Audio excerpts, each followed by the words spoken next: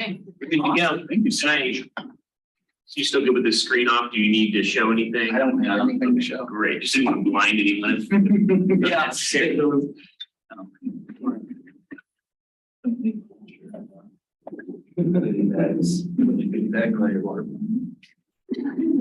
I'll get into answering this question and we'll forget.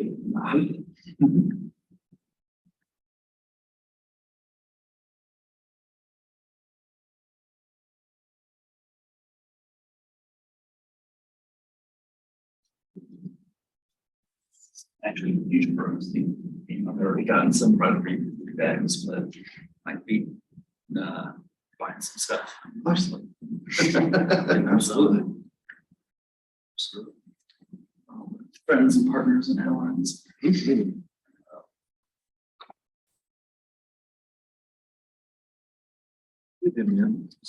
running. Yeah. You know where this is? No, so not a whole lot since it's slow, but looking for a spot. A license so that I can do this heating barbecues. So I've got all the equipment, just a spot.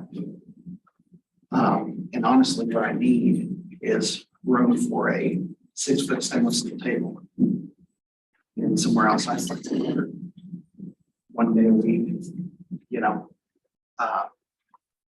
It's got, 3D sync and hand sync, so I can get all that approved. But like I said, Xander on the Missouri side, USDA, I don't have to have an inspector until I hit a certain amount. Since I'm selling direct, I'm not selling wholesale for resale. It's like, oh man, started, just kind of skirted and see how it goes. But that's, I'm not the guy that shoulder, so I had a place in Lee Summit. It was gonna let me, it was a little deli. Yeah. And they're like, well, I don't think we got the right. Yeah.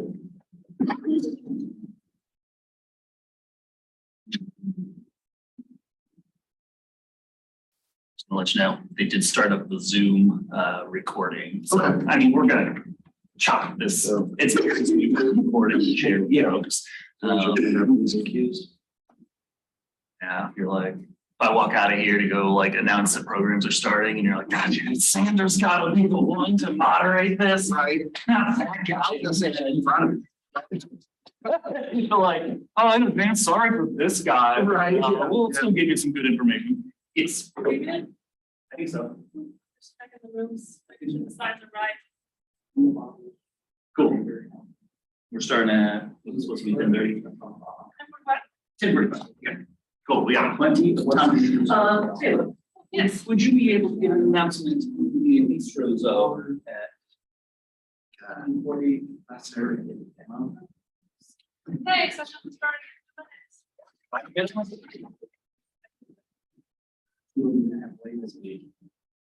Two of them have. Some of the when they related, we tried to get them faster, but a lot of them didn't lunch, so.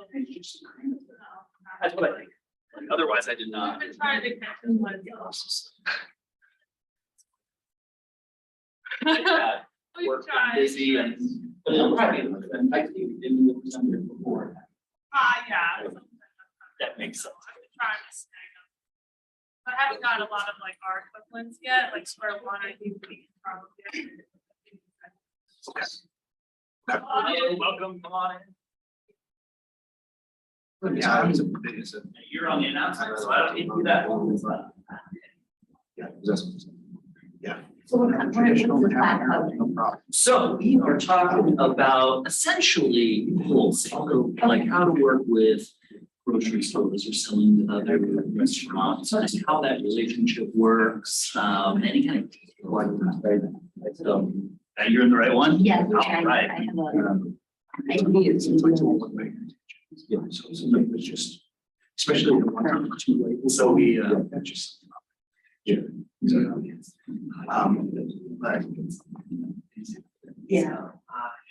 But. Yeah. But we'll be on. Yeah. Yeah.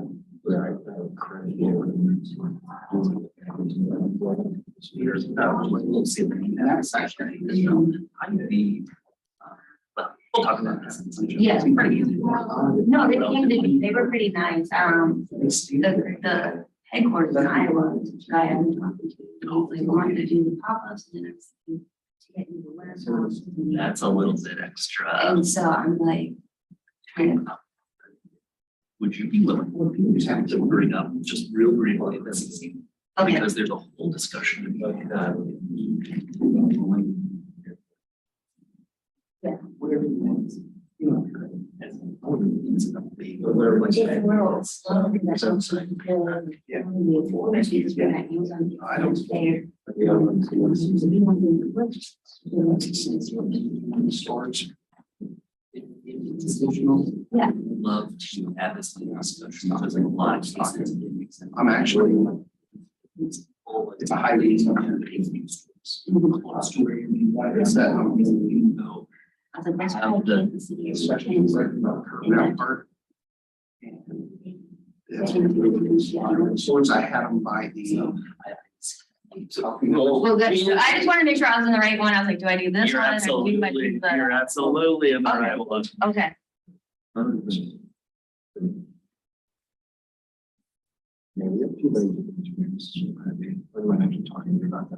Okay, yeah, as I said, yeah, so, but, yeah, I seen that. Yeah, I see your stuff, and it's really, you know, stuff, that's the thing. No different. I want to see it.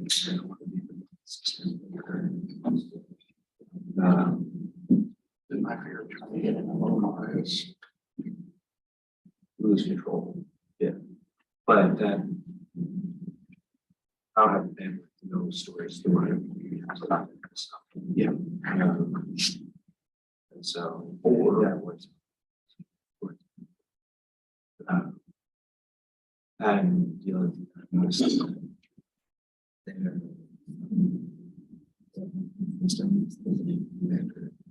Is it really? And this is. That's why I feel about Walmart online. Yeah. It's terrible. Terrible. You have one question. Ooh, yes, absolutely. I've got, and funny enough, I got an answer for you, maybe. Maybe.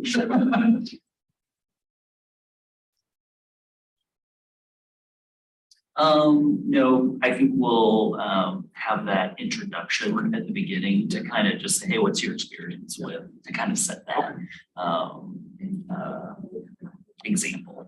Because we were gonna have kind of a, unfortunately, because we had last year, their person, something happened last minute, as you know, it does. Because we kind of wanted a diversity of experience around the topic to be able to share. But mostly folks are just kind of learning the information, like they're manufacturing a product and, you know, maybe they've started off selling at farmers market. Excellent, awesome. But like, what's That speak to our experience with Exactly. yeah. And then with the mobile unit, I do function as a buyer for that, you know. Nothing for sure, but you've got that experience with those different buyers, kind of say, some of the things that they have asked me. you know what, Matt Randall, reached out to me. Wants to buy mobile.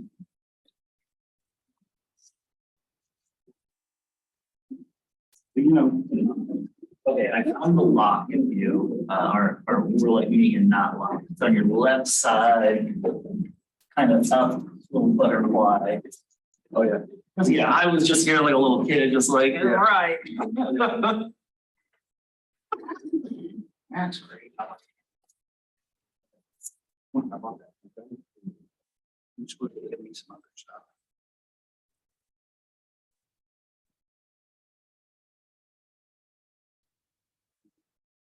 sent an email saying, hey, we need to catch up. We're about ready to open our store, and I guess they're.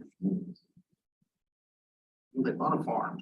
When they told the company they were selling their house and moving out south. And I guess they're trying to build like a on-farm store. They were talking about maybe starting to process stuff.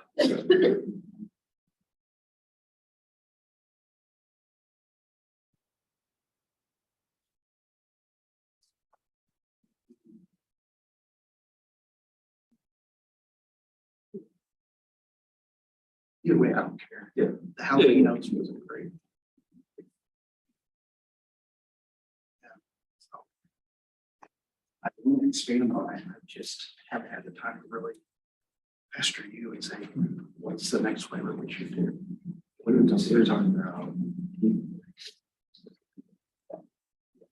yeah. I need to get on that too. But I kind of feathered the brake a little bit on that. I'm two-man garden.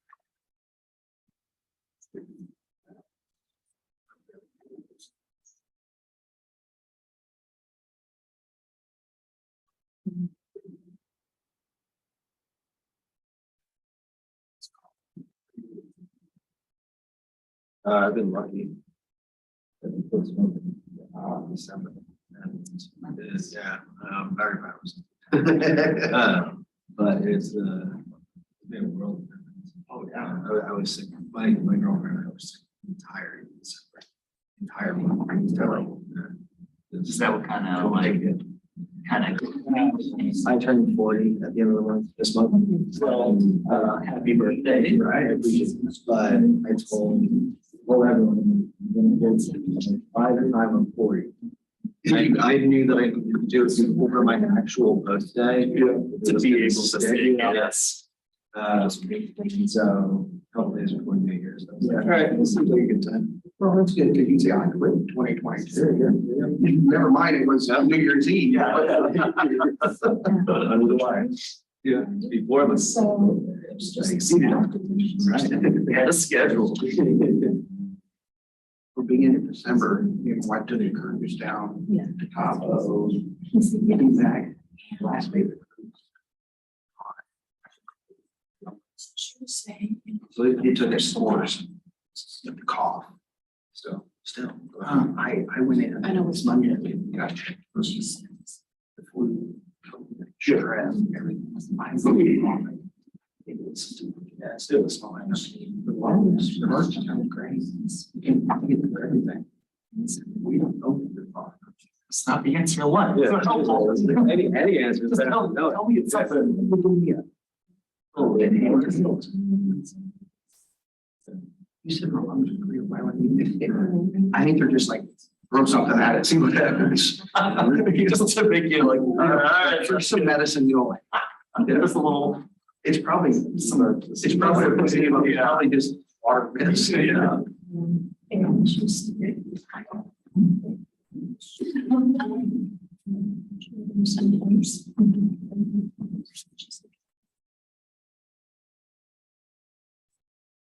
Started here just a little, give folks a little, they have like 30 seconds.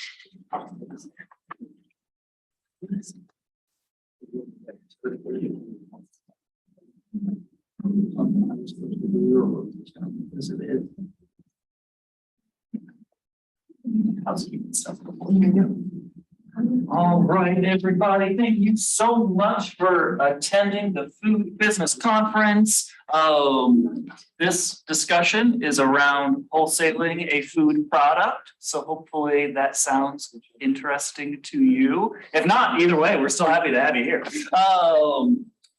If you hadn't already kind of heard the spiel in a program before this, in your packet, if you've got one, if you're missing one, let me know. We can make sure to get you that. It will have the map that has all the restroom information, all of the exits. You've got the full agenda. If you've got any questions about that agenda, I can absolutely help out with that. And then the big one is you should at your stations have a nice survey. Our funders, including the Kauffman Foundation, have made this conference entirely free for folks. So how we tell them that their money is being put to good use as we provide them with some survey information so we can say, hey, this is awesome. Or if you've got any suggestions, improvements, that'll help us for future years and future programming that our partner organizations put on. So we really appreciate those surveys.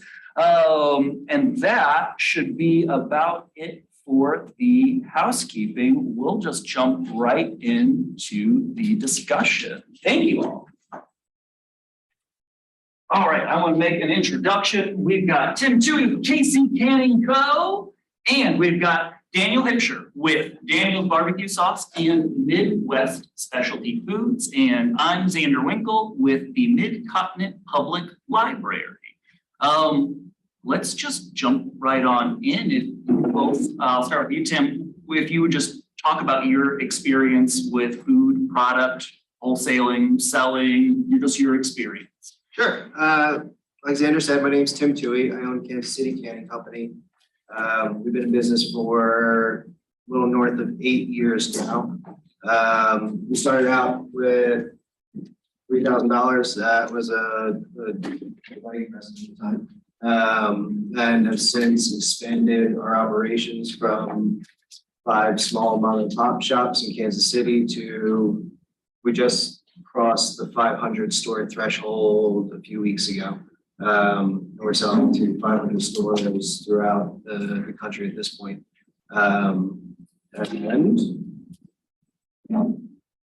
As I started mostly direct sales, direct to retail sales, but direct to taking care of distribution and everything like that.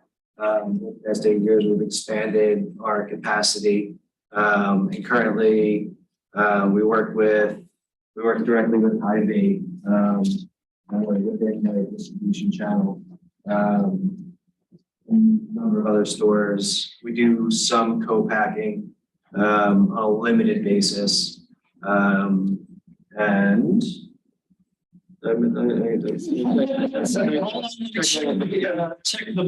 Which of the hats are you forgetting today? I got them all on right now. But yeah, so that's where I've been. That's awesome. And I know, quite honestly, for a lot of food businesses, and I know this isn't like the funding topic that we're talking about, but like friends and family is really common. But wedding present, that is a unique startup funding story. I did not know that one. Yeah. Interesting. And then Daniel. I'm Daniel Hipsher, Daniel's Barbecue Sauces, Midwest Specialty Foods. I actually started out in the barbecue restaurant industry and started out with a single store, went to 3 stores, started putting sauce in grocery stores and kind of seeing the future. So I sold my restaurants and built an FDA facility to start bottling our stuff. At that point, there's open production time, so I started co-packing.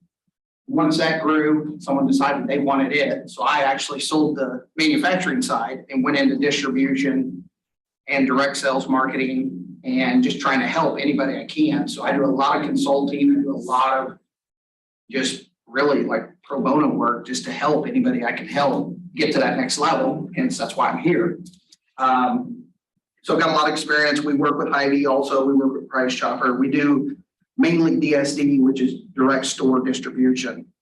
Haven't really done a whole lot of like corporate in channel, like what Tim has done, where he's in the system with Hy-Vee. I'm still boots on the ground, hitting those back doors, setting the shelves, building the relationships. But I started doing barbecue sauce in the grocery stores 28 years ago. So I've seen a lot of different changes in the industry.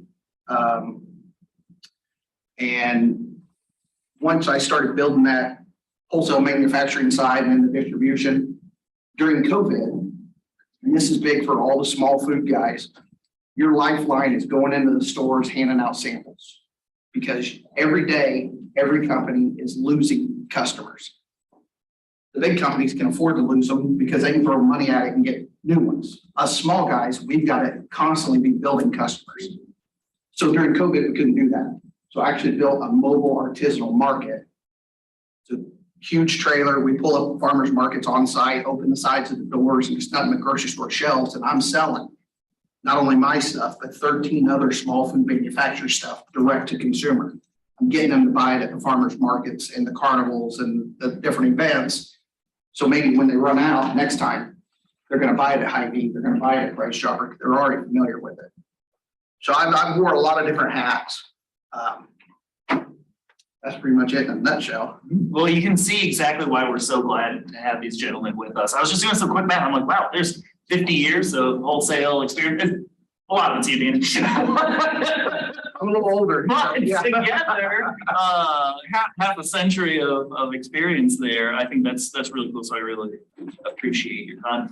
What I'm gonna do is I'm gonna ask a couple more questions, but I kind of want this to be a conversation with us all, kind of know where you're all coming from, what are some of the burning questions that you have. So be thinking about those. I've got two of my questions to give you time to formulate yours. But I would ask, and I'll start with you, Daniel. What do you think is the number one, or you throw in number two also, misconception that for a startup food product manufacturer has when considering or getting into wholesaling? So the biggest misconception is thinking that the hardest part is getting your product made, getting that finished product labeled, everything, whether you're doing it yourself, you're doing a co-packer. That's the easy part because you get to call the shots. The hard part is once it's on the shelf. Once it's on the shelf, that's where the job begins. That's not where the job ends, because if it sits on that shelf and no one buys it, it'll be taken off that shelf. So the hardest part and the misconception is, I just have to get it on the shelf, it'll sell. No, you have to go out there and sell it. You have to do the demos, you have to do the promos, you have to do the temporary price reductions, anything and everything you can. Always walk around with cards in your pocket. Every person, every unit, every bottle, whatever you're selling, you always got to promote it, because everyone thinks getting on the shelf is the end of the race, and it's just the beginning. That's a good point. And one thing too, to kind of add on to what you're saying is something that I talk with a lot of the businesses that I work with is you're absolutely right. Getting on the shelf sometimes is kind of easy. But what's really difficult is you need to make sure that you are ready, like you were saying, because it's significantly harder to get back onto the shelf once they're like, oh, this isn't moving, this is out, goodbye. We got to use this real estate for something that is moving. So just making sure that you are ready to make those sales. Yeah. So excellent. Those managers are watching it. They're watching it. If it doesn't move, it's going out of date, they aren't making any money. So they'll pull it. I mean, it's nothing personal. It's your business. So if you lose that shelf space, getting it back, sometimes it's impossible. Tim, what would you say is the number one or number two misconception that a startup food business might have about wholesaling their product? The product itself is similar. I'm laughing over here because Daniel and I have very different approaches. And he's much better at sales than I am. And I'm just gonna throw that out there right off the bat. But the product is a small percentage of what it takes to expand your reach and to bring in new markets. As having my own brand and also doing some co-packing, I get a lot of people who approach us, and all of my friends love my barbecue sauce, or all of my friends and family love this, and it could be the best thing that has ever passed my lips, but that's only a very, very small percentage of what it takes to have a brand that's actually going to pay the bills and keep a roof over your head.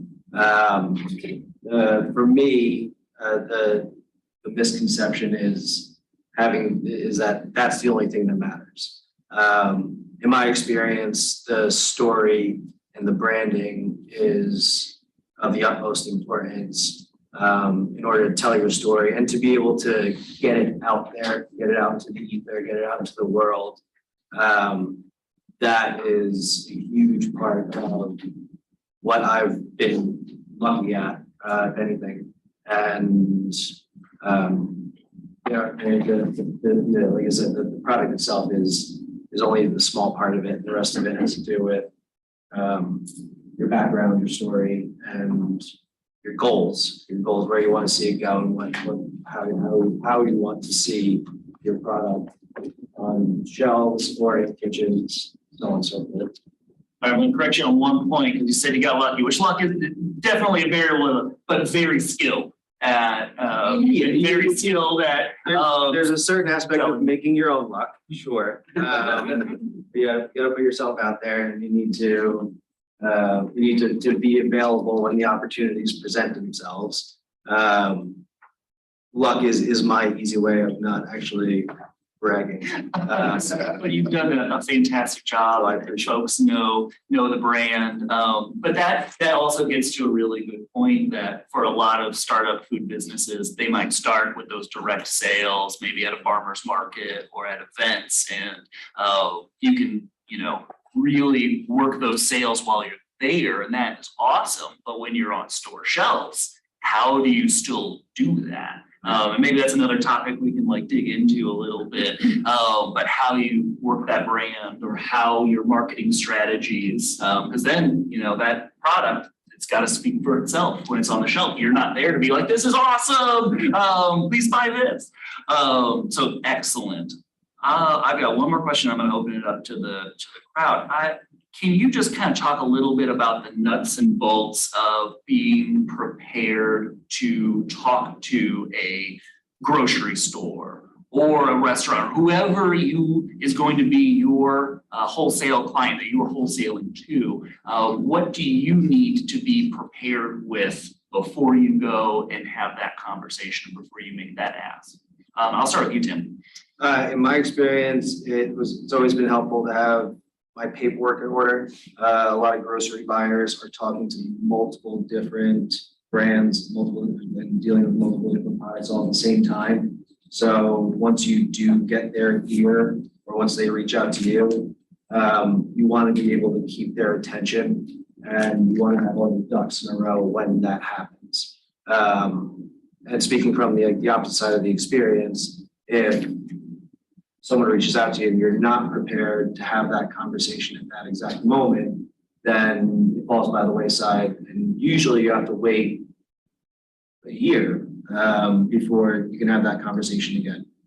There's seasons for grocery buyers. And so usually around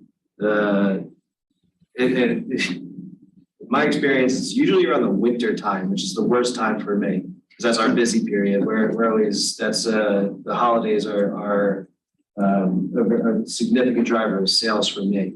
But that's usually my experience when grocery stores are doing their yearly reviews, reviewing new products. And if you miss that window for their yearly reviews, you'll have to wait until the next time they do it, and that's up to them. The grocery stores have a lot of the leverage in the relationship. That's going to be readily apparent, and you need to be able to keep their attention for as long as possible once you do make that connection. Dan, would you add anything to that? Well, so the other part you're looking at is with all your prepared paperwork, make sure it's clear, make sure it's easy, make sure they can get the bulk of the information quickly. They're not into reading a book, reading a story. They want, why should I pick you? How much is it going to cost me? How much can I sell it for? How often are you going to come and stock it? Or, how often can they order, what their minimums are? It's really what they're looking for, maybe an image. But if you go in there with a 10-page report on the story of every flavor or every product, you're going to lose their interest like that, because they know you're not ready. They don't have time. There's 100 people behind you trying to get their stuff on their store shelf also. So make it sharp, make it clean, make it quick, and you'll keep their attention better. And I think that's when we're dealing with the larger grocery buyers, the larger grocery stores. When you're dealing with more, what I refer to as like mom and pop hipster shops, places that may have 1, 2, potentially 3 outlets, smaller operations. That's when you're able to have a bit more time, pay more attention to the story, the flavor notes, what have you. And in those situations, those smaller stores are better able to share that information with their respective customers. It's a much different customer experience to go into, to be specific, like the better cheddar, where someone's going to be able to answer your questions and have a wealth of knowledge about whatever it is they're selling, versus going to the grocery store where, the general question is, where can I find this? It's not been my experience that a grocery store is going to go out of their way in order to try to give you a hard sell on a product that they truly believe in. So, again, it's knowing your audience is the other side of that. Can you run down that list that you just said of kind of what should be on their presentation? Right, so they're one of, gosh, I don't remember now. So you're on a line sheet. The line sheet has your wholesale price, SRP. You want to have case count, so how many units per case? How many cases per pallet? What's the breakdown of that? Especially, that's when you start selling in volume. Right. If with certain customers, I'll have a breakdown of quantity and where there's cost breaks. So if someone's going to buy 3 cases, it's going to cost this much. If someone's going to buy 30 cases, it's going to cost that much. If someone's going to buy 300 cases, and it's going to cost less. I like to have a little blurb about who I am, what our principles are, what our values are, where I think the best place in the store would be for our product. So, for example, our products have a relatively high SRP, so they do better in the deli section versus out on the shelf, the grocery items. And they sell better in the deli section because if someone's going specifically for a charcuterie plate, and there's something to add on to that.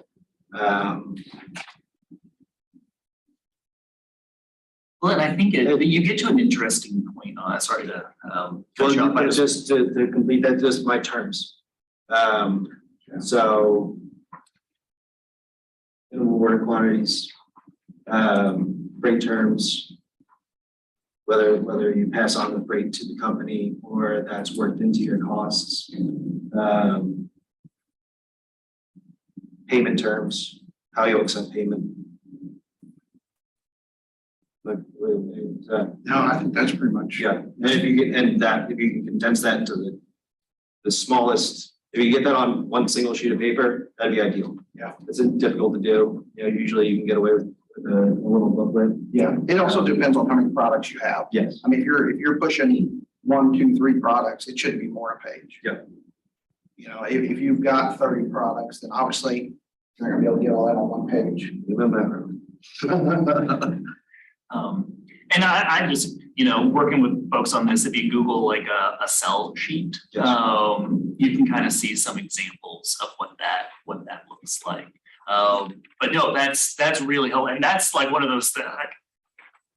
It's such an important component, but there's few folks, it's not like you Google that and you're like, oh yeah, get your sell sheet together. You gotta like know what to even search for or talk to for that example. So that's such great information. And there's all different kinds. I mean, I've seen ones that people have just printed out at home, and I've seen ones where they've sent it off to printers and it's glossy and it's beautiful.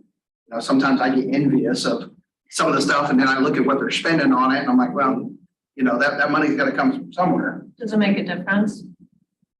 I don't know that it does. maybe at like the Walmart level, it would, because you're trying to portray that you're more professional. But I think on the smaller, the grocery store side, They just want. they want the information. And to the buyers, this is just a step. I mean, this isn't something they're keeping. This isn't something they're like, oh, this company looks like they know what they're doing. If all the information's there, you're gonna look like you know what you're doing. So a lot of times that thing goes right in the trash when they're done, so. And I think it also, part of like my brand is, it's all value based. So if you want to spend extra money on, having a laminated cell sheet, using that extra plastic, having things go out to the printers and that sort of thing. It says something about your brand to that buyer. Whereas I generally try to do everything by email. The only time I'll ever give out an actual sheet of paper for a sell sheet is at like a trade show or something like that. And even then, they're going into a big folder and they're gonna get mixed up with everybody else's. Yeah. So it depends on what you're trying to portray. Every single thing Understand that- your. Yes, what their expectations are, what it says about you to them, Don't waste the time doing overkill. unless you want to. Yes, that's part of, unless that's part of your thing. I mean, after 28 years, mine still are printed. Yeah. I mean, I don't send them off. I don't waste the money on it. I'd rather spend the money on better labels. Things that matter. Yeah. You bring up a good point that you've got kind of now, as you're wholesaling two distinct customers, you got your end consumer that you still have to think about. You can't forget them like we're talking about. Just getting on the store shelf, selling to that grocery store, step one. There's still the very important step two, convincing somebody to buy it on the shelf. But yeah, be thinking about that buyer, that individual, and what's important to them, and what questions they're going to ask you in your pitch, like Tim and Dee were saying. All right, I'm gonna open it up if there is any burning questions that you all have with wholesaling. I see a hand in the back. When you, and this is to Daniel? Yeah. Okay. When you decided to go from restaurant to retail, what happened along the way that surprised you? A lot. So back then, I had acquaintances that were already in grocery stores, but none of them would give any info. I actually really found out who my friends were because once I entered that space, they were tight-lipped when we started talking about retail. So I had to learn everything along the way. I made a lot of mistakes. But it was really surprising how quickly, like barbecue sauce and stuff has 24 months shelf life. It's surprising how quickly 24 months go by. All of a sudden, you're looking at product that only have 2 or 3 months left, and you're trying to figure out, well, if I can't sell this stuff in 2 years, what am I doing? There was no one around to say, you need to be doing demos. You need to be doing TPRs. I didn't even know what a TPR was. What is TPR? Temporary price reduction. Oh, So put it on sale. Dealing with the backdoor people. I had no idea how many backdoor people hated their lives and hated their jobs. They're all grouchy. They're not nice. They don't like that you're there, but you're their job. backdoor people is what? People are accepting orders. Yeah, people that are accepting the orders that you're bringing in. Okay. So the back of the store, yeah. And this is all grocery stores. Now, your small mom and pop shops, they're happy you're there because they ordered it. They can't wait to get it on their shelf. Totally different experience. And then all along the way, it's just been a learning curve. I mean, I struggled to figure out how to do a coupon. And then I figured out that it wasn't worth it until you're a $1 million company to do a coupon because it costs so much. There's just bumps all along the road that if you don't have anyone. What is your favorite I'm sorry, one more question. What's your favorite marketing tool? Demos. Make that connection. Because if you come up and you meet Daniel and I get a bottle of Daniel's barbecue sauce in your cart and you go home and your family and friends love it and you tell them, hey, I met Daniel. He's a nice guy. He seemed, he was happy to answer all my questions. It has to be you. It's helpful. You will sell it better than anybody else on earth. That's not true. I'm telling you, I've seen people that have their products out there and they're terrible demoing, but they're selling product. I watch them, they stumble, they just, They hate people. yeah, that's not hard to do in a public setting. Just the personal connection. It's just a connection. It's, I watch this one gentleman, great products. He couldn't sell for nothing. He's talking about me. Yeah, no. He didn't convey, he wasn't personable, he wasn't conveying the information correctly. But stuff was moving off his table. People were buying it. And I see it on the shelf and there's always bottles missing, so they're rebuying it. It's that connection. Doesn't matter if, Because it's the founder. that's right. So you feel like you're on the inside of Right. So it. you're in the circle. Yeah. And then they're gonna go try to promote you to other people. You're demoing to the mom and pop owners, No, demoing to customers. to customers. Yeah, yeah. So when I talk about a demo, I'm talking about setting up a table in a grocery store somewhere and handing out samples. You talk to the grocery store owner, can I do a demo here? Yeah. And they want it because it Yeah. smooths products, right? This is Oh, yeah. before you have a product on the shelf or? Yes, well, so demos are twofold. One, if you got product on the shelf, it's what's gonna help you accumulate more customers to move more product. Two, some of the stores that are kind of iffy if they want to put you on there, they don't know if they have room, and you say, hey, I'll do demos, I'll support it. As soon as they hear the word demo, most managers are like, okay, we'll give you a shot. Yeah. Some places will require it as well. Yeah, So, in that initial set of paperwork, they'll ask outright, how often do you plan on coming in to demo and how many stores? And you're required to do it. In some of the bigger places. And I see, I'm gonna get back to your question, but Tim, I want to throw, and this is a great question, because we've got some different perspectives here. Tim, what is your favorite, best marketing strategy, tactic, thought process? See, so where Daniel is more on the direct end of things. We've always tried to be bigger on the social media, like basically social media, everything that he just said is absolutely correct. When you're in a store and you meet somebody, you can shake their hand and sell them the product that either you made or you came up with the ingredients for, or the recipe for, that connection is invaluable. But that's one person that you're connecting with. Where I generally end up putting more money is into social media marketing, direct email marketing. Direct email marketing is crazy how effective it is. I didn't realize how effective direct email marketing was until I actually started putting some money towards it. And You have someone write your copy for the direct email marketing? yes, I approve everything. But yes, and someone else is doing the copy at this point. Not only that, but we set up at the Overland Park Farmers Market every year. And I think it's gonna be our 5th or 6th. And that's always super helpful to connecting with the immediate community.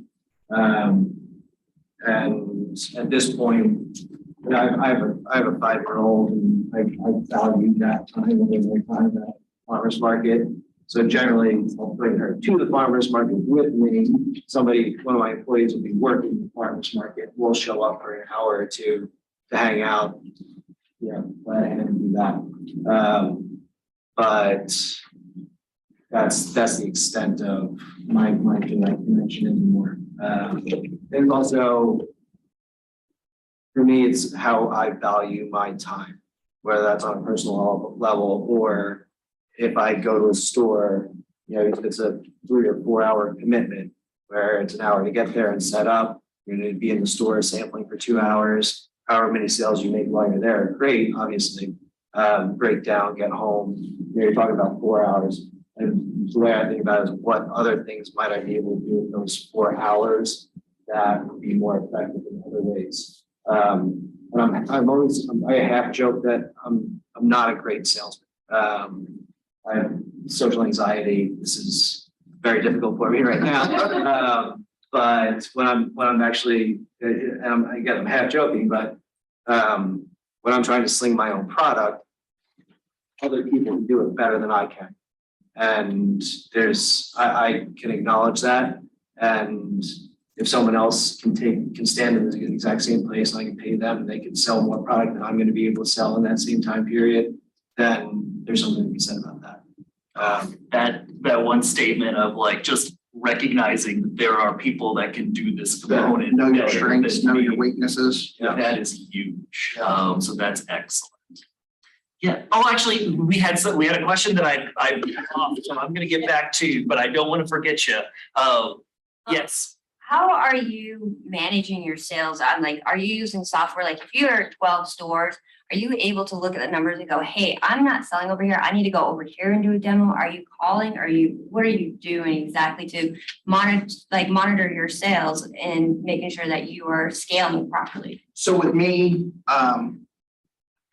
I really had to take a crash course on Excel because I'm not a computer savvy person that much. So I built an Excel spreadsheet for each store. And, I go in, I use it to monitor inventory, what I'm bringing in. And then I manually transfer all that over to QuickBooks Online. I'm working on merch and those, so I just have to do it once. But now I'm learning QuickBooks Online. I've been on QuickBooks Desktop for 18 years, but online, totally different.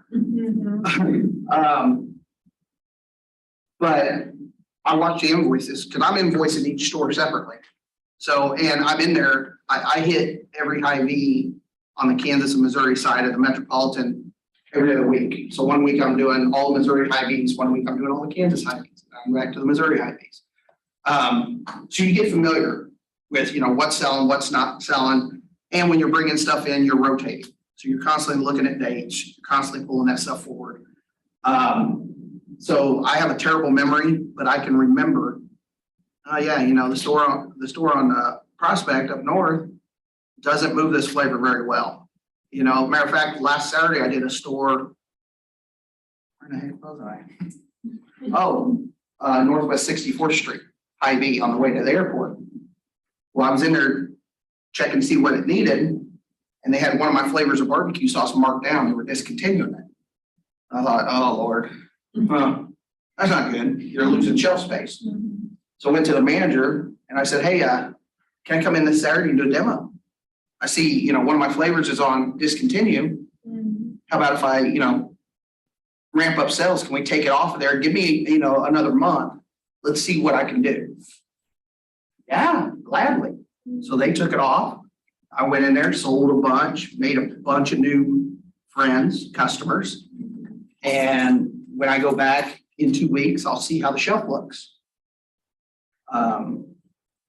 But yeah, that's basically what I do is when I'm scheduling demos, unless I see something on the fly like that, I look at the beginning of the month. So like just a few weeks ago, I set up for March. I pulled the sales report for each store and I just look at the bottom ones. I schedule the bottom ones because when I go in there, the sales are going to rise. So then they go to the top and the next one falls down. So it's just a constant feed of demo at my worst stores, So fill those is it- stores up. Is it kind of your job to go in and see how much is left on there, or do they ever call you and say, hey, we've sold out of this? My experience, generally, they will not call you. Okay. If it's empty too long, they'll pull a little tag and they'll put something else on there and say, figure you're gone. I just stopped a store this morning before I came here and they had a different barbecue sauce. I'm in the middle of doing some switching around with who's delivering what store. And I was like, well, they sold out of both. So they had somebody else's barbecue. Now my tags were still there. But I was like, oh, well, let's put those back where they belong, and then I stocked up that shelf, and then tonight, when I get back to the office, I'll make a note saying, hey, that store needs to be visited more than once every other week. So what happens, like, you're doing the stocking and everything, what happens when you go into their warehouse so that all like 259 stores can purchase it and have it shipped there? How is that monitored? I'll refer that to Tim because he's got more experience with that kind of distribution. I'm more of an ESD guy, so I'm working towards getting into their warehouses. But I have a problem with letting go of that connection because I'm the guy that goes in there with sanitizing wipes. I clean the shelf. I clean the little groove where the tickets go because my area is always clean and nice and sharp. One, it looks good to the customers. Two, the managers love it. Do you think that hinders your growth in any way to be scalable? Yes, yes, it does, but You're comfortable with it? I'm comfortable with it. In the restaurants and stuff, I grew really quickly, very rapidly from, 0 stores to 3 stores to catering divisions. I had 2 professional teams on the competition circuit. I was everywhere. And found out really quickly that, you miss things, you overlook things, people start stealing from you. There's just a lot of different things that happen. And so I'm totally comfortable with a slow growth. I don't plan on leaving this planet anytime soon. My total goal is to get to the end in time to leave it for my kids and my family. They can sell it, they can run it, they can do whatever they want. I won't care, I'll be gone. But, it's just that goal, whatever goal you have. But Tim can answer more on the getting in their warehouse. Yeah, and so eventually I'll need to hire someone to do more of the actual store to store visits. We don't do any of that. And so the larger grocery stores and chains that I sell to, there is an online portal at this point where you have your contact. In this example, Hy-Vee, I have my buyer contact there. And usually it's their assistant that's able to get you the information you're looking for. My experience, the portals, each one is different and none of them are user-friendly. And that's where brokers generally come in. Up until this point, I've been putting off working with a broker because I'm greedy.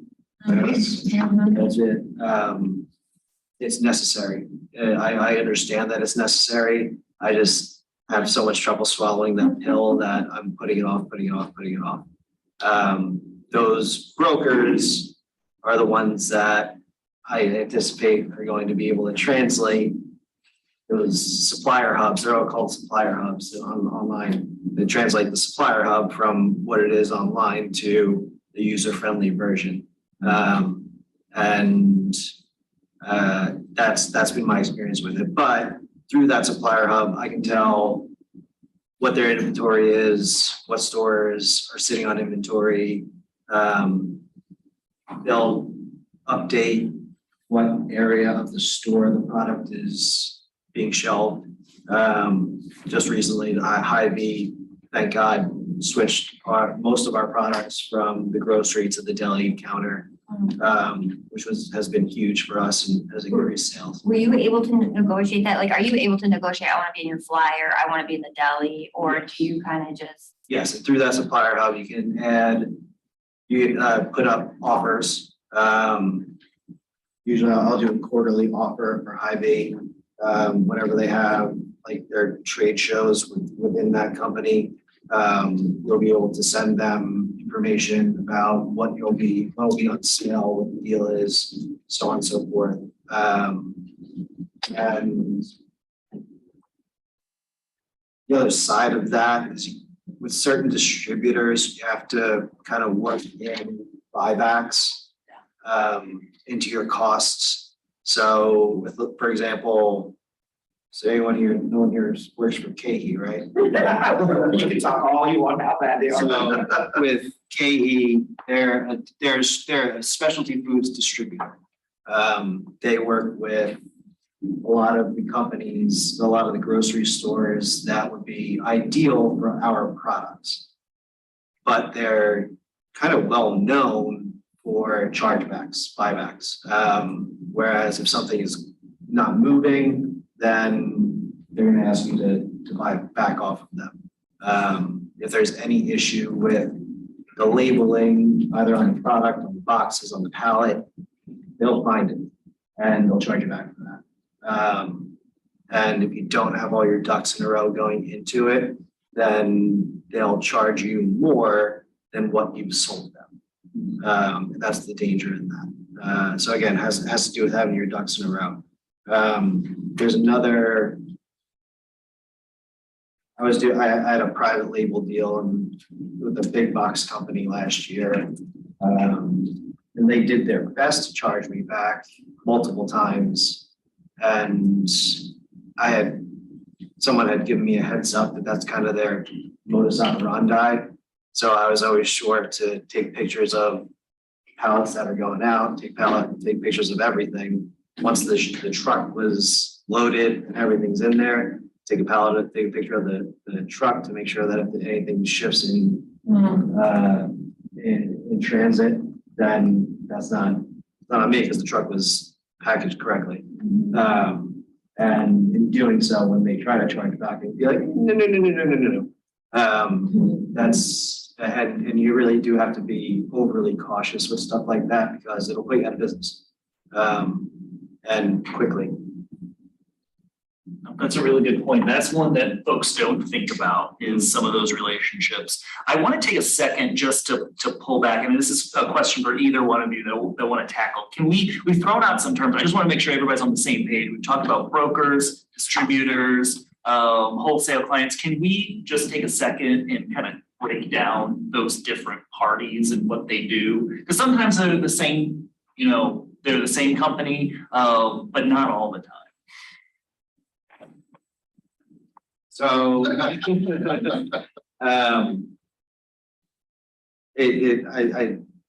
not trying to make a negative connotation, despite what you already know about my opinion.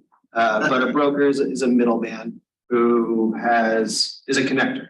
And they're able to connect the manufacturer or the brand to the buyers at each respective grocery store.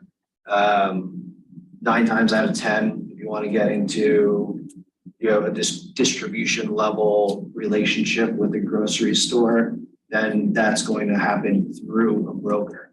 The only reason I was able to get into I don't know why I was able to get into Hy-Vee. If I can be perfectly honest, they reached out to me through my info account, and cool.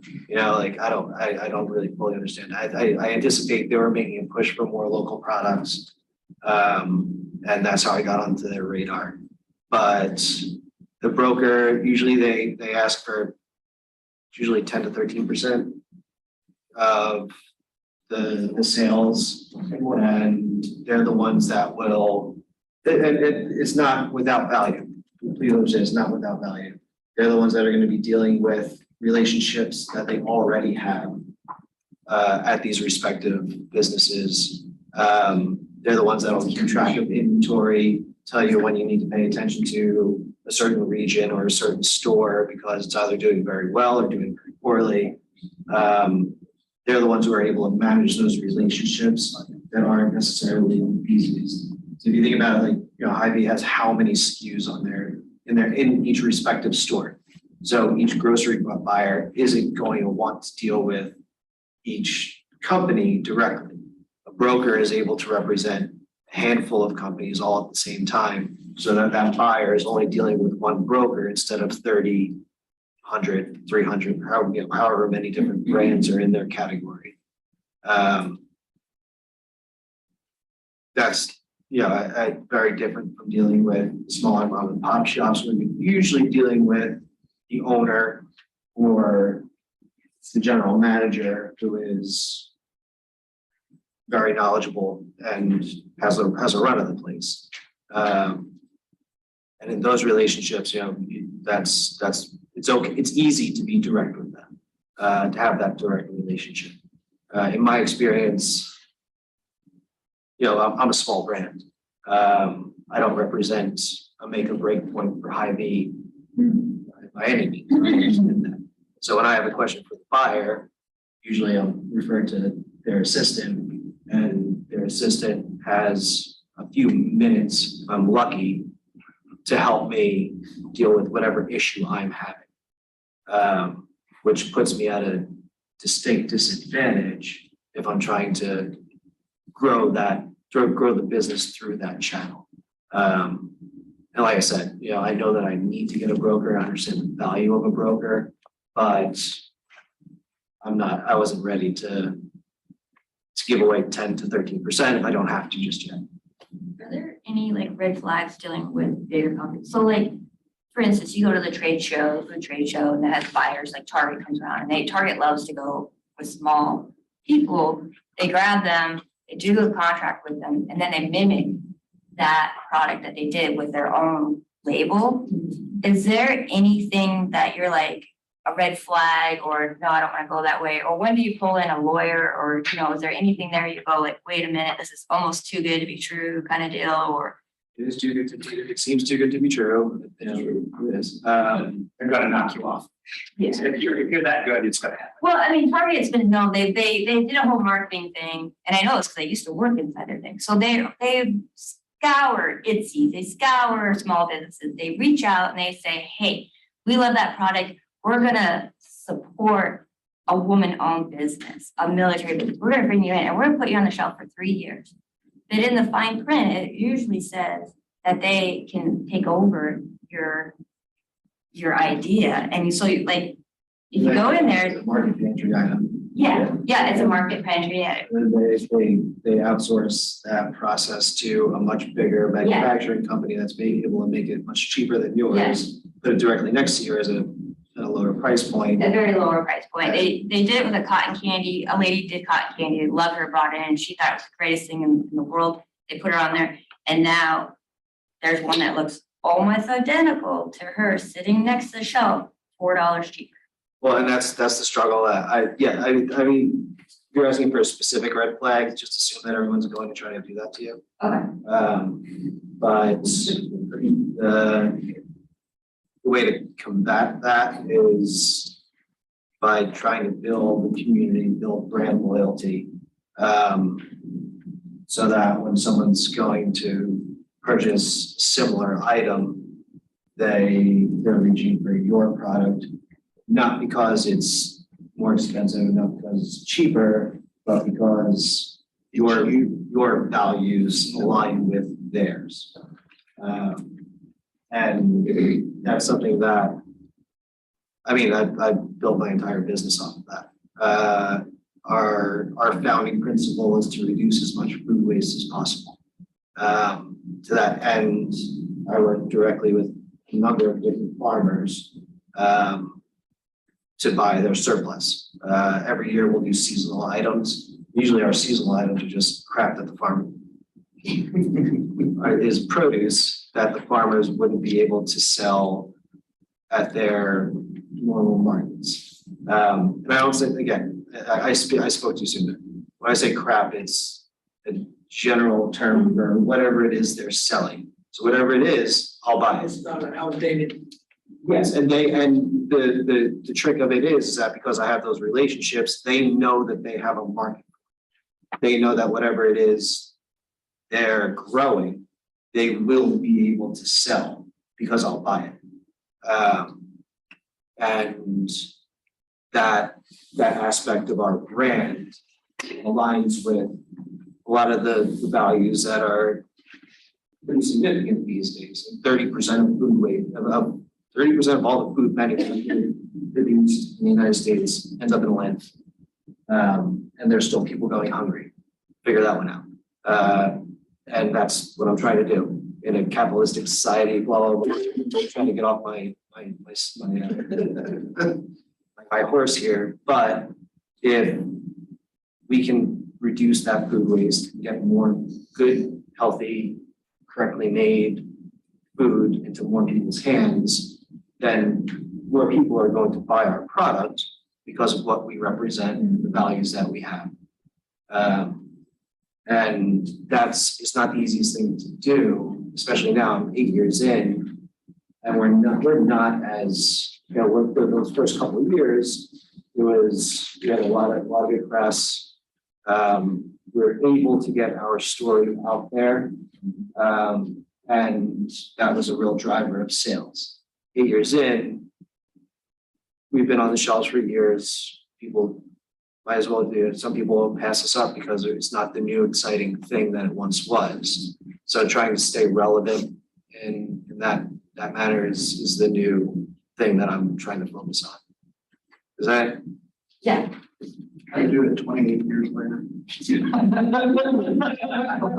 me tell you, it's not, it's something that both Tim and Daniel do just instinctively at this point is they understand their true value proposition. And this is a topic for another program, but digging into your value proposition as a small food business is not being the cheapest. You don't have the volume or the scales of economy. There is some other aspect to what you are doing that folks are choosing your product. And that is something that cannot be replicated by the great value brand. So making sure that you're staying true to that is essential to your marketing strategy and you've got that top of mind is gonna help because like they both said, if you do really well, imitation is the highest form of flattery. So you're gonna get it, but you still have to do business. So that's where that value proposition. The other thing I want to throw out is diversified streams of revenue. So the majority of our business is wholesale. We're selling our shelf-stable products to stores. Those stores are selling to their customers. But outside of that, we also do some bulk sales to restaurants and bars. We have our own online marketplace where we're selling directly to customers. We're at the farmers market. There's different types of products, different price points that are set up for different types of customers.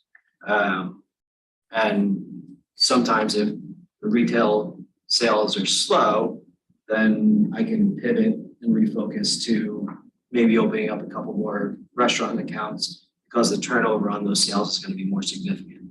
If I need to, then I put a flash sale on our online store so that we're getting a better margin out of those items anyways, so we can move those items quickly if we need cash on a quick basis.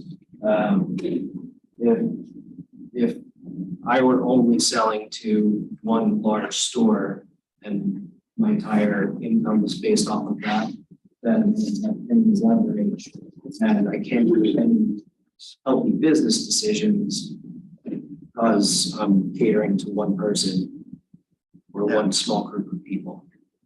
Yes. Sorry. I have two questions, one for Tim and one for Dan. Tim, you mentioned earlier that your favorite marketing tool was social media. Can you be more specific exactly what social media? And Daniel? I can be a little. Okay. Well, Daniel, you mentioned that there's two different types of setting up a demo in a grocery store. One, when you're trying to introduce your product to the grocery, and the other when you have a product that you want to perk up the sale. So if you don't have a product in the store and you offer to do a demo and they say yes, and customers are buying that product, you have to go through some kind of process to get in their POS system. Oh, yeah. Thank you. I have the same question. Oh, yeah, yeah. When the store brings products in, they hate to do it the same day you show up with it. I'll put that out there. So that sales sheet that we talked about, Have a UPC on it it? should have the UPCs for each product on it. And that way, if they say yes, then they can have the pricing person enter all that info. Who's bringing it in, what they're bringing in, everything. That way it's in the system when you show up with your product to do the demo. I haven't had much experience with stores doing demos of products that they don't plan on carrying. Right. So it's either entry into the store or retaining that shelf space. Now, I will say, I spent about 5 years getting in Sam's system. And with their system, they have a road show. So you bring your product in, you spend 4, 5, 6, 8 days, whatever, demoing product, they're buying it. When your demo roadshow's done, you take all the product out, you have no shelf space. It's only there when you're there. That's my only experience with them letting you sell stuff in their store. You still have to go through the process of setting the item up. Yeah, and I tell you what, the setting up, it took me 5 years to get into Sam's. So with Price Chopper then, you said that's one of yours? Do you have to have 2 different UPCs for the people that have a shopper card and have your No. product at one price and then the people that don't? No, that's all in the system. Okay. Yeah, you just one UPC for each flavor, one UPC for each product, Right. or size, if you're selling more than one size. You have to have a case UPC and a unit UPC. No, I've gotten away with not having a case UPC for quite some time. Yeah, and exactly that, but. But if you sell it to a distributor, you have to have that. Yes. Yeah. Yeah. Tim, you ready for your answer? Oh, yeah, forgot about it. Social media, so our main focus has been the Instagrams. And I say the Instagrams because I am not well versed in social media, not personally, not. What's your Instagram handle? That's not my question. I stopped. It's at Kansas City Candy Co. Did you hire a social media person though? Yes. Because you're not well, and that's Yes. been valuable to you? Oh, absolutely. Invaluable. It's been incredible. So I hired a company now. Yeah, it's a company. And she's able to do the photography so that the photography is consistent over time. She has contacts within the social media universe. Like right now, we're trying to find an influencer to help drive sales. She's able to keep track of the analytics. That's the part that I actually try to pay better attention to is the data that we're receiving from Instagram or Facebook about how many people our product is reaching. How many eyes are we in front of on a daily basis, weekly basis, monthly basis, what have you. When things start to slow, then do a giveaway or some sort of discount. And really, the social part of the social media is working with other companies, working with other brands to highlight what they do for us and what we're able to do for them. That's been super helpful. Like for example, we're going to start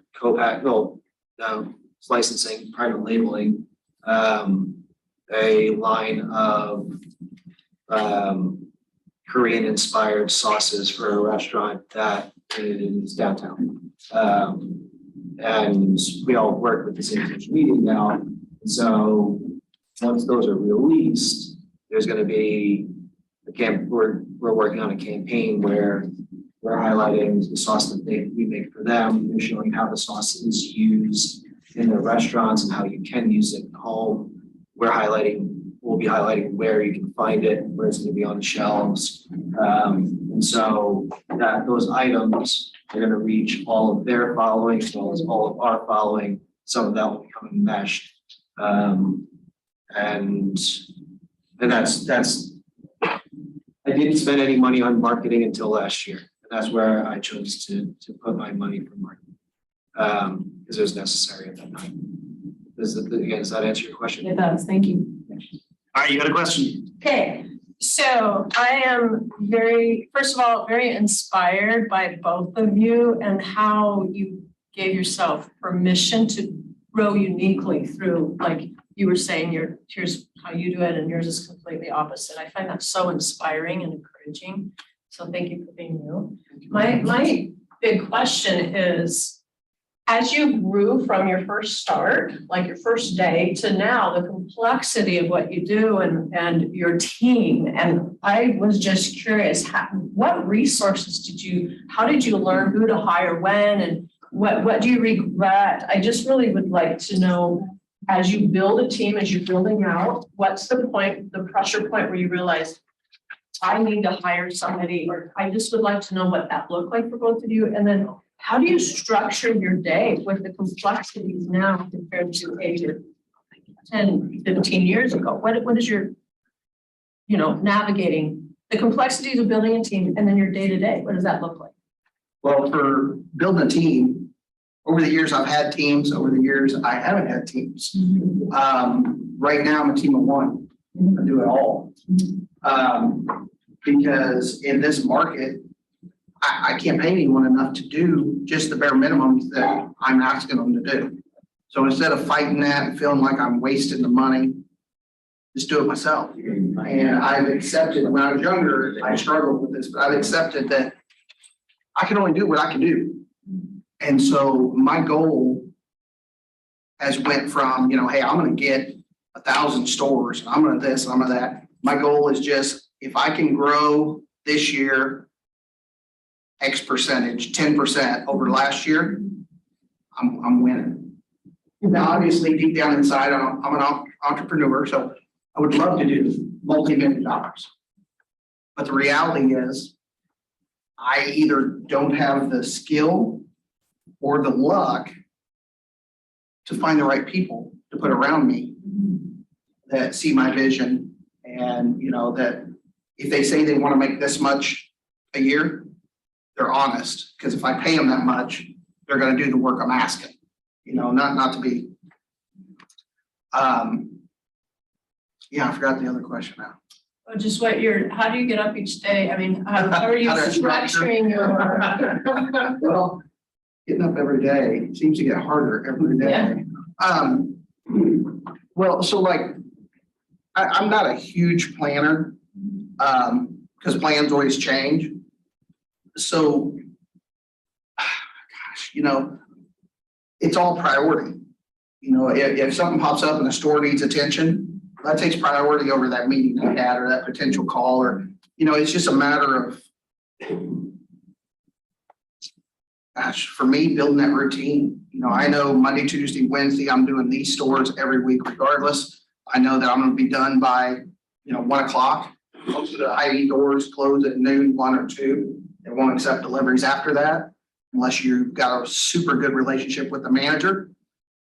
So then the afternoon is set up for calls, meetings, paperwork, QuickBooks, whatever you got to do. And then Saturday mornings are always either demos or farmers markets. And then Sundays always for the family. My kids are grown now, they're 19 and 26.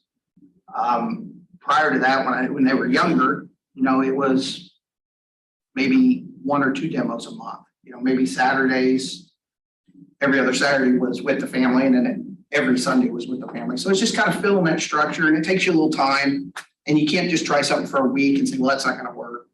You really got to find that balance for yourself. Thank you. There is a class tomorrow on how to hire and retain employees. Maybe I can tell.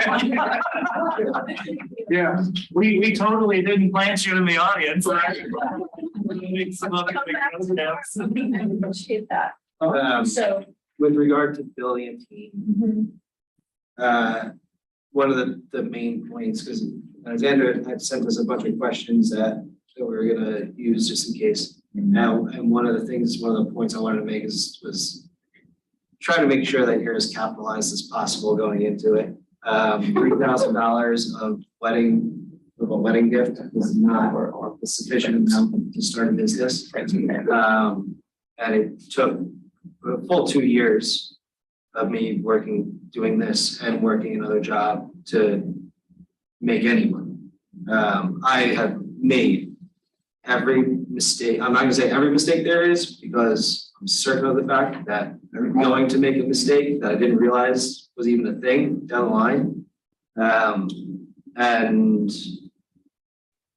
as far as putting a team together, I've always waited until it was arguably too late to bring someone on and get that person up to speed.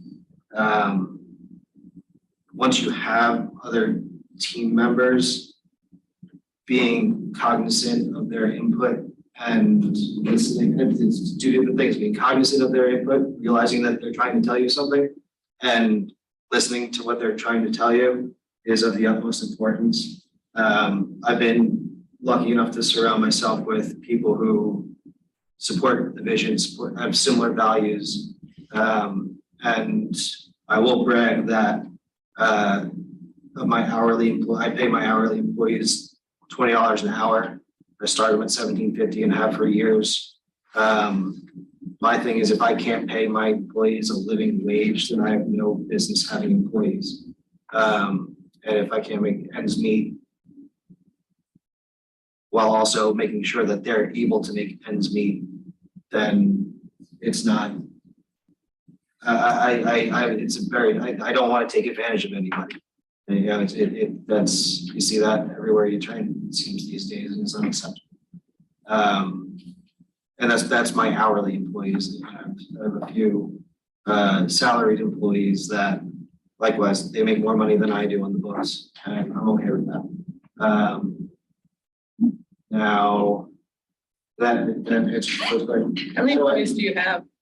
6. Not including myself.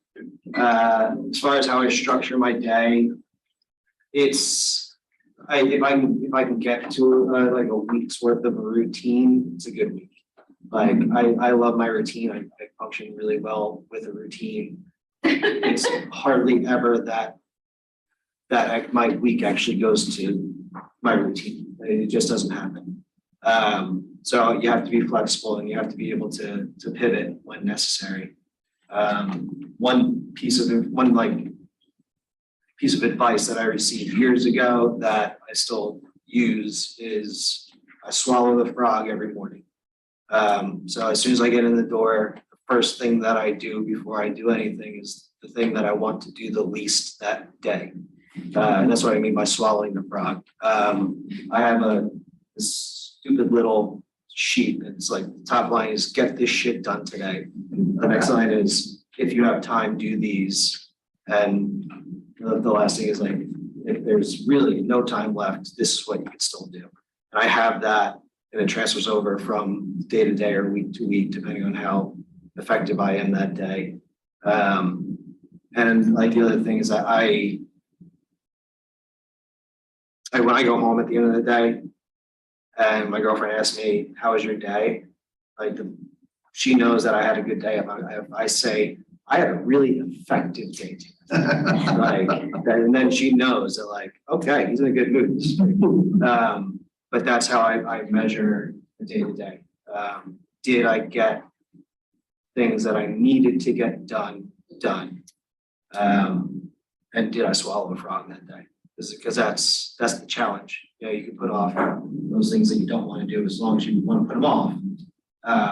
But if you force yourself to do that early, then it makes for a more effective day. For me. I haven't heard that one. I love it. So I might need to get like a little frog to remind me, it's time to do that funny thing. All right, we've got time for just one more question, but I will say if you've got time to hang out, no guarantees, but it's bistro area. It's kind of our networking zone. So I think I saw your hand first in the back. When and you really kind of talked about doing your relationships, building the brand and stuff, like how do you like for instance, fairs and online wholesaling, and you can, send stuff out to 30 companies. Is there a way that you're able to kind of make those connections and those relationships when it's so distant being online? And is there ever a point where you're like, this isn't working? Like, how quickly are you to decide this isn't working, we got to pivot or we got to exit? Is it like when you're working with a certain company? I'll answer, I'll try to do both of those. So we're on fair. The way I like to think about fair is like an Etsy for wholesale, right? And that has expanded our footstep because of the commissions and because of like if you have a direct connect through fair, then you eliminate the fair commissions and you're making as much as you would selling to any other store.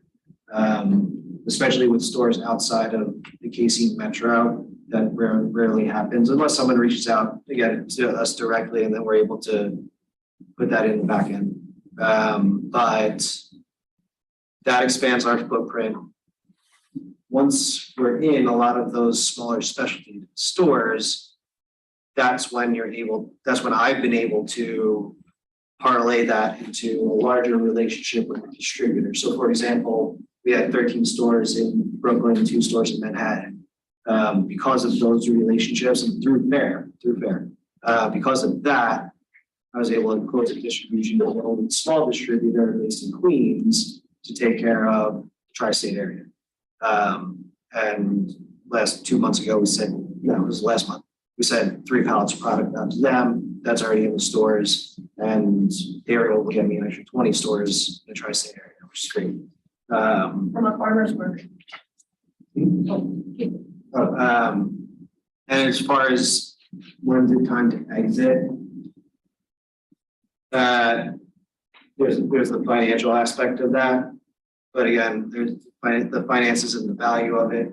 I find it to be 2 different things. I had been making private label, non-private label items, units for the big box store.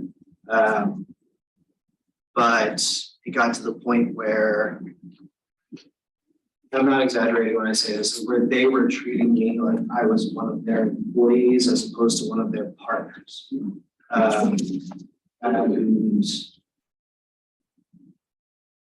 financially, they asked me for pricing early on in the process and then continuously added, oh, and by the way, you have to pay for this. Oh, by the way, you're gonna need to cover this cost. And oh, by the way, to the point where, our gross profit on that was significant, but our net profit was negligible. And it took up so much of my time dealing with them because it was every other day, taking up time and phone calls, emails, this, that, the other thing, where it wasn't worth it. In that situation, I was able to basically hand that account off to a competitor. Good luck with this one. There you go, buddy. Yeah, well, I mean, but we had the formulations.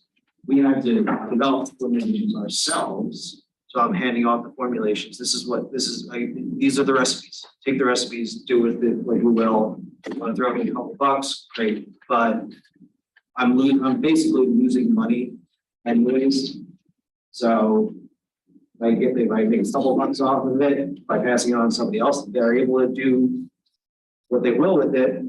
Then I scratch their back, they scratch mine, and I have a good relationship with the competitor. I'm able to maintain the relationship with the big box company because they're able to stay in their product without any disruption. But we weren't in the right place for it. And there was no way of knowing that until I was actually entered into that relationship. But the other part of that is I'm willing to go to a certain level for my customers, but when you start getting treated in a certain way, for better or worse, I'll draw the line somewhere. And that's kind of what happened there. Daniel, in 30 seconds, anything to add to that on fairs or when it's time to exit a partnership? Yes, so like you really got to look at the value of the relationship, whether it's on fair, whether it's a big store, a big contract, or even a small one. I mean, if they're taking up your time excessively, or there's always a problem, there's always something you got to deal with. That's taking your time away from something else. And if it's a product or a store that doesn't sell very much, and they're asking for so much, You're dealing with that when you could be dealing with this store that you're making a lot of money at. So you just gotta kind of figure out what you're willing to deal with for the amount of return. That's really good. Thank you both so much. It really is very difficult to find folks that have this expertise that will share it. One thing, if you've got my contact information, there was a few terms that were thrown out there. I should have brought it. We put together a glossary of food product terms, so I'm happy to send that to you, because that was a question that we always got, like after the fact, like, wait, what is the broker, or what's an MCB? What is the SKU, or so let me know on that. And then the last thing I'll say, please fill out the surveys. We'll send those to the people that give us money to make this thing happen. So big round of applause for. Happy to come. I'm not gonna be in this room since I just. That'd be fine.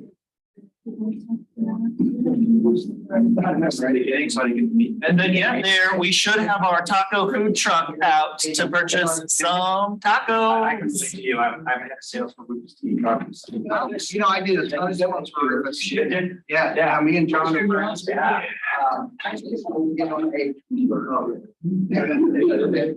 the. Yeah, I think all the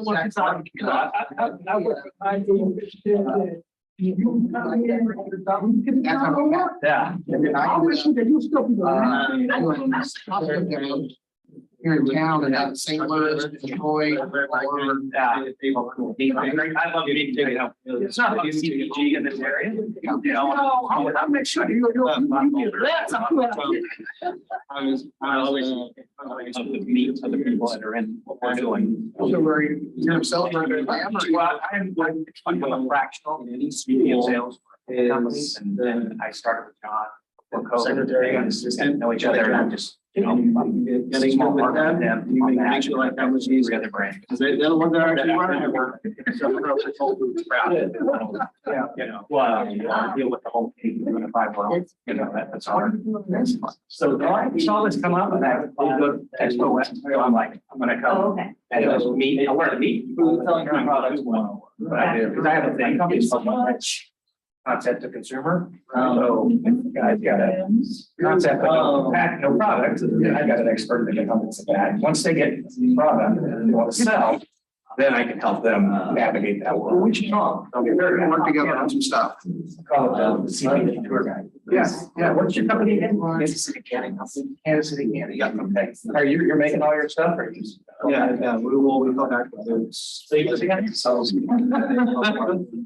you have your ones. I ran Hillary's in Lawrence for 5 years.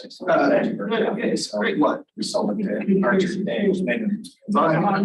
Yes. Been business. That's just now. a good back. Yeah, I know a guy. Yeah. Oh, we have a little small production facility. Yeah. Cool. Thank you for your time. Absolutely. This meeting. Yeah, I know.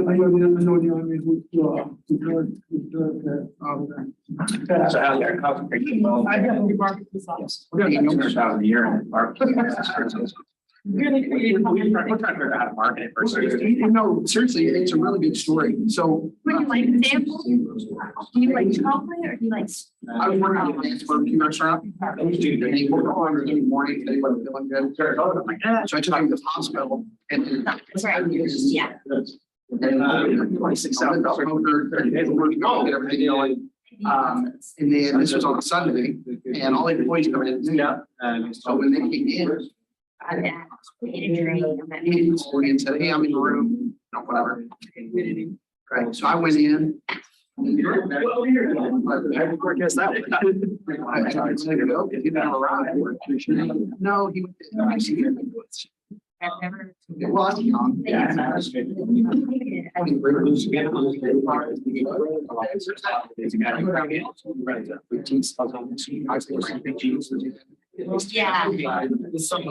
So I'd love to introduce you if you ever need help. Sometimes. Yeah. They're not, they do the broker thing, but.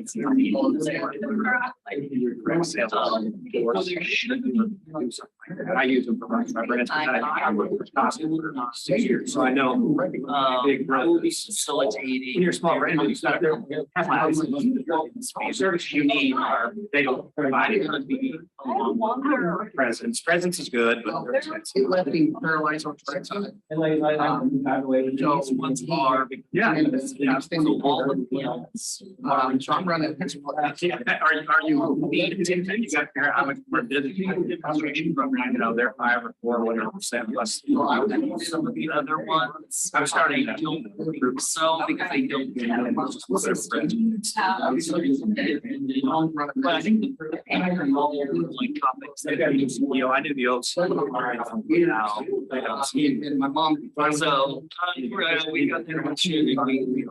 So in other words, if you want to do business with us, just here's what's gonna happen. We're shorting every talent at least 6. My background. You know what? My cousins, they're like, hey, I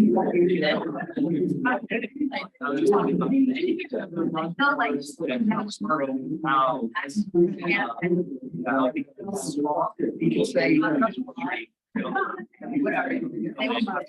Wait, when's that? So as we were. And I just tell you, when everybody. In my talk out. Don't even notice.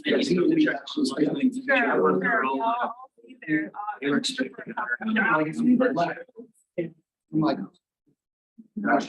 I mean, they do. Yeah, these guys were devastated. It's like, I don't know what's just gonna happen. Yeah, it's like, my dad. Great, thank you for all your insight. I had no aspiration, I have my kids. David, his barbecue joint.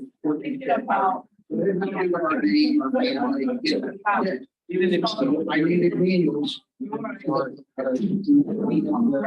would prefer it than, you know, like a last day or, you know, something. Let's say, on us, make sure to talk to the registration. But that's when he's Tacos. Appreciate you both. On tables. And then once I got. He had me sold, you know, 400. Our flyer. That was a highlight. I did it every day for 5 years. Community. Are you really excited? Yeah. Yes, yeah. I've been making those sauces and mayonnaise for the restaurants. Okay. His recipes. But. Manufacturer. I heard about the what's called. So, yeah, we're at one block over from. You guys, you have the operation ability. Yeah. Would you be worried? Or like you like a sample. Yeah. I have like, You you got all. want chocolates, you want jelly cream, you want. Now, when streets right off. Yeah.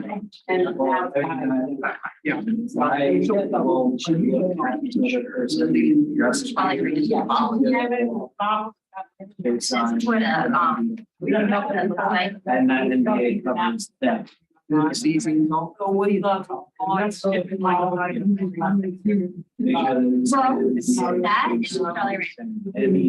That, yeah.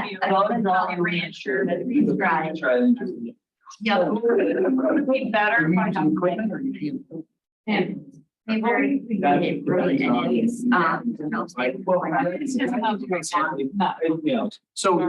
And right now, we're at the innovation center, just maybe on my place. Do you think that, you know, or to just to get go for the common cause?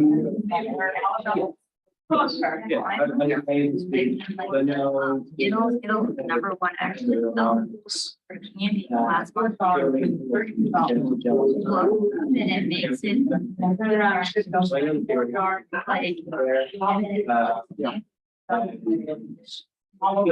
It's how you want to spend your money. It's tough. I mean, right now, I'm still, I pull up UPS, USPS and FedEx. All right. So I'm Yes. They're helping me kind of get. The reason why I'm asking Meetings that is, I could just. oh, I sold my co-packing facility. So I used to, and I'm Like, now.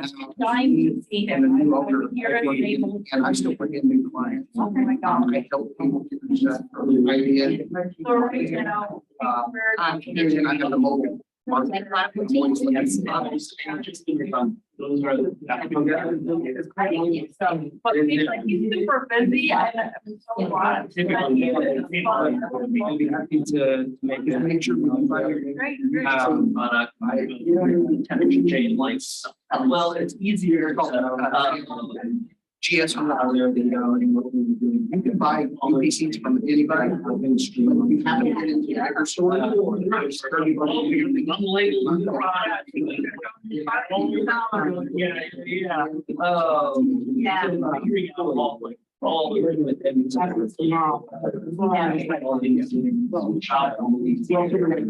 telling you about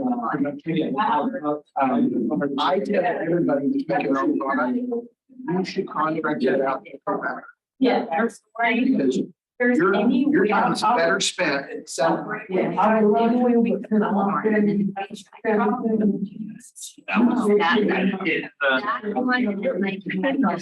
It, I learned a lot. Yeah. So it's all. We should talk. I want, GS1. Yes. Kind of tough. I got a couple of questions for you. After listening to your talk, I'm like, we should talk. Yes, I will. I'm going, thank you. Yeah. We'll never grow. We'll never grow. Right. Tell me this.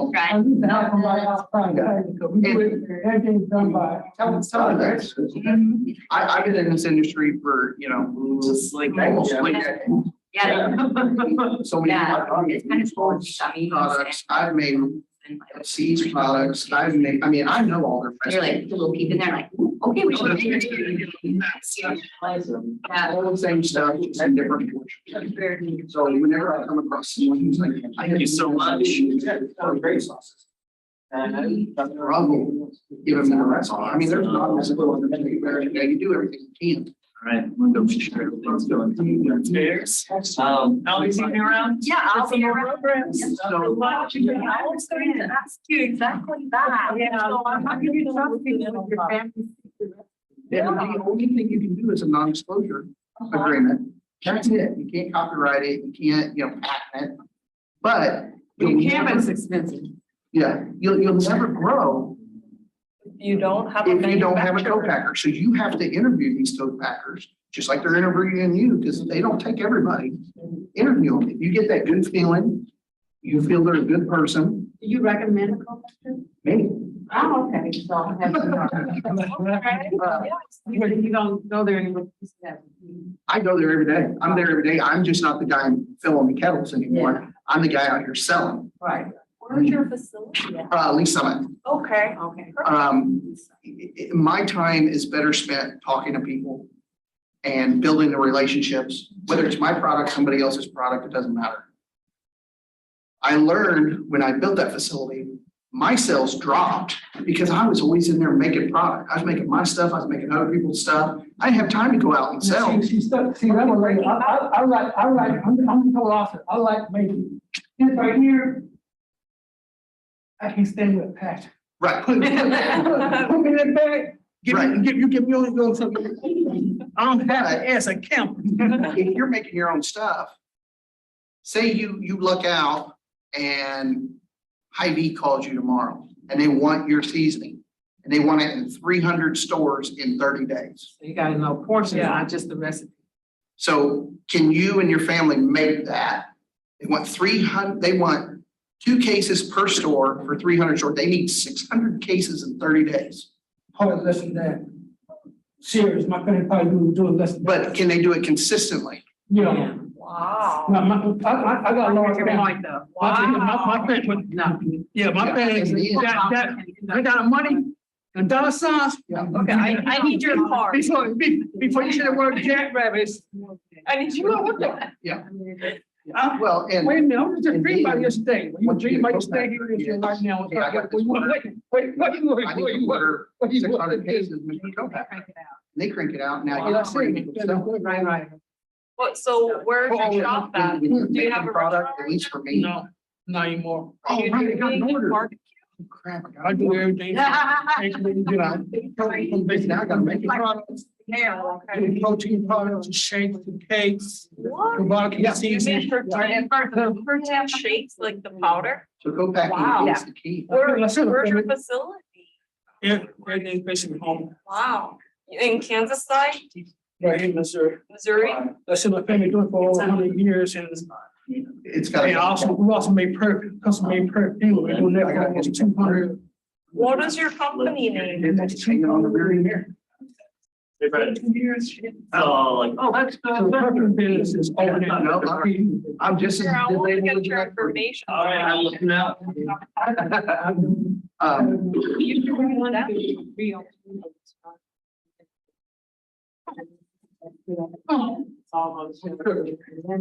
Not working.